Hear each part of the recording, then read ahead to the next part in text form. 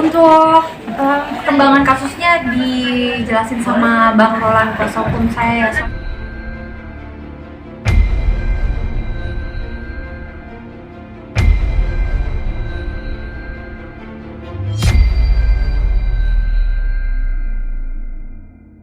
Soalnya saya sebenarnya nggak gitu ngerti soal bahasa hukumnya. Gimana? Ya, jadi kemarin itu ya setelah Bu Jessica juga sudah posting di Instagramnya memohon perlindungan hukum kepada Bapak Kapolri, Pak Jokowi berkaitan bagaimana ini tindak lanjut daripada laporan polisinya. Kemarin kita pun mengikuti prosedur hukum. Kita mengajukan surat kepada Bapak Kabareskrim, kepada Bapak Karwasidik supaya bisa menjadi atensi kasus ini kan begitu. Karena juga kita mendapatkan fakta ada korban-korban lain gitu loh di dalam kasus ini, dan terlapor CSB itu mangkir terhadap panggilan kepolisian. Tetapi sebagaimana dia malah bisa menggugat nih si Bu Jessica Iskandar dan juga Pak Vincent kan begitu kan di Pengadilan Negeri Jakarta Selatan. Nah artinya kan dia bisa mangkir dari panggilan kepolisian tapi bisa mengajukan gugatan. Harusnya ini kan orang yang dipanggil oleh kepolisian ini kan tetap menghadap. Kalaupun dia meyakini dia tidak bersalah, dia harus meyakinkan itu kepada penyidik, menghadirkan materi, pembuktian dan sebagainya. Kan begitu. Kira-kira ada fakta terbaru nggak? Tadi kan banyak korban juga ternyata yang banyak di belakang itu. Tapi ada fakta-fakta yang masih tersimpan nggak kira-kira dari dari masyarakat yang belum tahu? Yang kita masih upaya hukum sampai saat ini kita juga bingung gitu. CSB ini merasa sekuat apa kan begitu kan? Karena laporan polisi ini sudah 4 loh. Itu di tingkat Polda semua. Di Polda Bali ada 2, di Polda Jatim ada 1, di Polda Metro ada 1 juga. Kok dia bisa semau-maunya sendiri mangkir daripada panggilan kepolisian itu? Nah ini yang kita sama-sama mau meminta atensi Bapak Kapolri, Bapak Kabareskrim, penegakan hukum pidana ini kan pro justisia demi keadilan kan, sebagaimana juga Bu Jessica ini kan ya orang yang melapor itu kan butuh kepastian hukum kan gitu. Masa laporan saya terus terlapor nggak datang seenaknya sendiri ya, gitu ya Bu Jess ya. Iya, seakan-akan kan kita melihatnya wah terlapor ini kok bisa kebal sekali sama hukum Indonesia ya, siapa yang melindungi dia gitu kan. Kita maksudnya sama-sama warga negara Indonesia, kita patuh akan hukum, tapi kenapa terlapor bisa seakan-akan kuat, seakan-akan dia terlindungi dan seakan-akan dia bisa bebas melewati panggilan kepolisian, melewati peraturan yang ada gitu.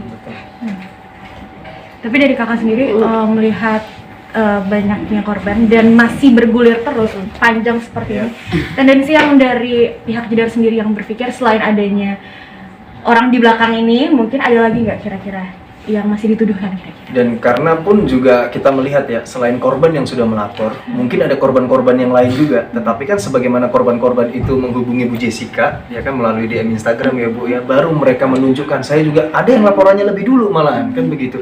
Tetapi juga konfirmasi kepada kita sama aja CSB mangkir. Dan kita nggak tahu nih kelanjutannya bagaimana, apakah terlapor memang bisa begitu ya.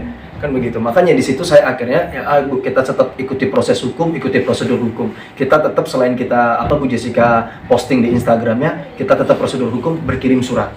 Kita ini kan orang yang tahu prosedur hukum bagaimana. Nah, itulah kita memohon perlindungan hukum kepada Bapak Kabareskrim, Bapak Karwasidik agar mengatensi ini dugaan tersebut kan gitu. Mungkin responnya seperti apa sih setelah kemarin mendatangi Bareskrim gitu? Dari polisinya mungkin ada omongan apa gitu? Ya, suratnya kita sudah diterima, tetapi kita belum tahu ya itu masih didisposisi lagi atau bagaimana. Ya harapan kita ya daripada surat yang kita ajukan ini ada bukti nyata lah dari kepolisian kan begitu kan, untuk menjamin hak warga negara kan di situ kan. Dan kembali lagi di sini kok, terlapor itu artinya ya kalaupun memang dia meyakini tidak bersalah, datanglah menghadap ke penyidik kan begitu kan, bukan kemudian ada panggilan kepolisian dibantarkan begitu saja. Ini untuk kepastian hukum, masyarakat kan juga melihat terhadap kasus ini apakah orang yang dilaporkan bisa, ini bukan saksi fakta, dia terlapor gitu loh posisinya di situ. Tapi sudah pernah dipertanyakan nggak kepada pihak kepolisian kenapa ini masih terus bergulir dan kenapa mereka tidak melanjutkan terus kayak gitu? Pernah dipertanyakan nggak sih? Pernah kami berkoordinasi kan begitu, tetapi kita juga tidak mau melampaui batas kewenangan, itu adalah kewenangan pada penyidik dan kita pun menghargai gitu. Oke, ini masuk dalam ranah yang offscoring, tertutup kan berita acara pemeriksaan tersebut, bagaimana mereka melakukan lidik maupun sidik. Nah, tetapi di situ kita juga akan melakukan proses hukum. Kalaupun kita melihat ada kedugaan-kedugaan ya, dalam artian ini memang lambat, ada oknum atau apapun, kita akan fight pasti. Walaupun itu siapa yang mau jadi backingnya apa ya, kita kembali lagi kok hak warga negara kok kan begitu kan, kita semua equality before the law, persamaan di hadapan hukum kan begitu. Tapi kalau boleh tahu korban-korban lainnya kasusnya sama dengan sama, semua pasalnya sama, dugaan tindak pidana penipuan dan atau penggelapan, pasal 378 dan atau 372 KUHP. Semua 4 laporan ini sama dan terlapornya sama, cuma 1 CSB. Dan itu mereka sudah ngomong juga bahwa CSB juga mangkir sama. Terus bagaimana nasib kami juga begitu gitu loh. beberapa kali manggil ini nggak ada upaya penjemputan paksa? Harusnya begitu, sesuai kan dengan peraturan Kapolri kan begitu kan, 12 tahun 2009 pasal 64 orang yang sudah dipanggil oleh penyidik secara berturut-turut walaupun saksi atau tersangka. Jadi itu alternatif ya, saksi atau tersangka, maka dapat diperintahkan untuk membawa, sprint membawa. Ya kan nggak ada orang yang bisa kebal hukum kalau sudah dipanggil polisi. Banyaklah contoh kasus yang lain, manggil dari panggilan kepolisian, kadang humas sudah rilis, kita akan jemput paksa. Tapi di kasus Bu Jessica ini kok seakan-akan dibiarkan kan begitu kan? Nah ini yang akan kita terus perjuangkan hak hukum ini. Berarti bergulir terus dari tadi sudah ngomongin kasus, tapi dari Mbak Jessica sendiri melihat hal ini terus bergulir, apalagi kesehatan dari fisik dan batinnya itu seperti apa untuk kesehatan mental dari Kak Jessica? Gimana ya ngomongnya, mungkin aku udah di tahap pasrah, berserah. Meskipun aku tetap optimis, aku tetap yakin bahwa pasti ada penyelesaiannya. Aku yakin kepolisian kita, Indonesia negara hukum, akan bekerja seadil-adilnya buat aku, korban, dan korban lain. Karena aku tahu ini masalah besar, tapi aku punya Tuhan yang lebih besar. Aku yakin pasti akan ada jalan terbaik untuk aku. Kalau untuk waktu fiksi itu kan pasti sudah banget terkuras banget ya. Dari semua sudah. Tapi untuk dari kakak sendiri, dampak untuk kesehatannya, untuk baby, untuk keluarga itu seperti apa kira-kira? Ya gimana ya, kalau sakit tuh kayak ibarat kata akhir-akhir ini kayak udah bulak-balik gitu.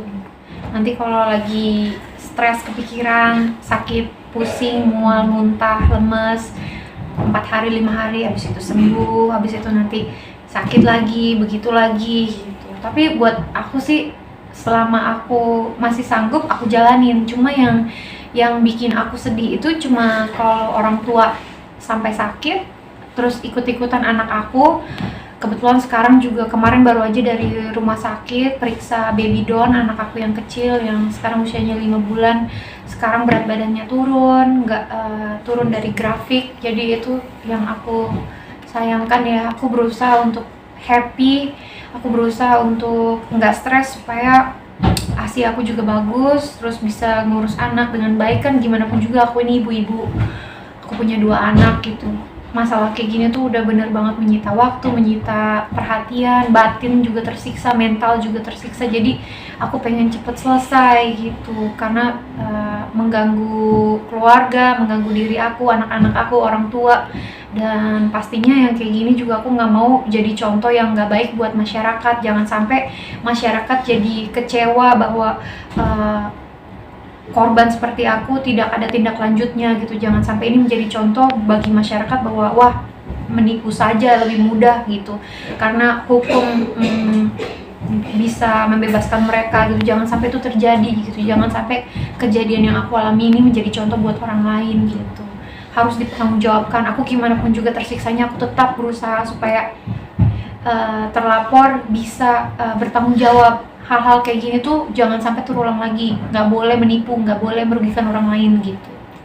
Berarti tadi sudah mention anak juga sampai ikutan sakit, orang tua ikutan sakit seperti itu. Itu memang dampak dari Kak Jessica sendiri karena pola hidup seperti jadi sudah berantakan atau gimana sih Kak? Ya namanya orang tua ngelihat anaknya kerja banting tulang dari muda sampai sekarang, terus tiba-tiba dapat musibah seperti ini. Siapa sih orang tua yang nggak kepikiran? Aku juga paham. Awalnya aku nggak mau sampai orang tua aku tahu gitu. Tapi ya mau nggak mau ini sudah terblow up ke media. Jadi orang tua tahu, akhirnya mereka kepikiran. Papaku sakit, pusing gitu, hormonnya juga, stresnya naik, kortisolnya tinggi, sampai dia jatuh di kamar mandi. Kemarin masuk rumah sakit, itu yang bikin hati aku hancur gitu. Aku nggak mau sampai masalah aku ini sebenarnya berdampak ke keluarga besar gitu. Jadi untuk dia sendiri, ya kesana sendiri pernah nggak ngobrol sama keluarga dari sana untuk mencoba bukan berdamai, bukan nih mau kemana nih kasus, pernah nggak sih Mas kira-kira seperti itu? Nggak pernah sih sampai sejauh ini. Berarti Walaupun dia menawarkan mediasi apa semua itu ya bullshit aja lah kan begitu kan. Iya. Apa yang mau ditawarkan dari pihak lawan gitu loh. Kamu dipanggil aja kita sudah laporkan, kamu merasa kayak kebal hukum kan begitu kan. Di sini makanya saya tetap akan proses prosedur hukum, dan siapapun itu dugaan-dugaan di belakangnya dia atau siapapun kita pasti akan fight. Ini kembali lagi kok, kita persamaan di hadapan hukum, kan begitu kan? Balik lagi Kak, untuk Kak Jedar sendiri, kemarin kan dulu pernah punya trigger untuk masalah sakit yang tadi insomnia dan lain sebagainya. Apakah itu menjadi trigger ini juga untuk balik lagi merasakan hal-hal seperti itu? Jadi tuh 2 tahun lalu tuh makanya aku pindah ke Bali karena aku kan waktu terserang takikardia, hyperthyroid autoimun gitu. Perlahan-lahan tuh sebenarnya pas sudah pindah ke Bali, memang penyakitnya nggak bisa hilang. Ketika terserang akan ada di tubuh gitu ya. Cuma bisa dikendalikan gitu. Nah udah better banget tuh. Aku udah dulu awalnya 1 hari bisa 10 obat, sekarang udah kayak cuma minum vitamin aja. Tapi kan kemarin terserang lagi musibah ini gitu. Jadi takikardia itu tuh alasan bisa kena tuh karena stres. Jadi sekarang kena stres lagi. Jadi gimana ya? Aku tuh berusaha banget supaya nggak kambuh, karena kalau kambuh kan aku harus minum obat. Kalau minum obat hyperthyroid segala macam itu kan kimia, aku nggak bisa menyusui.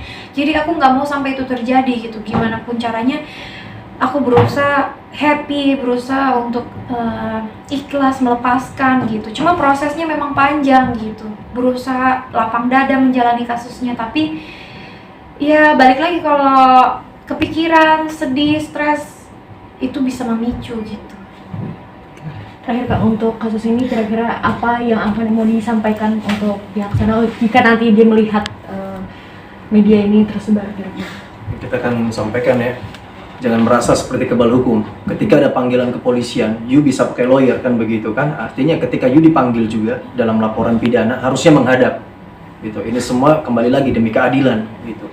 Gak ada orang yang bisa berlaku khusus, istimewa dan sebagainya. Dan di sini kami pun sebagai kuasa hukum akan terus mengawal kasus ini.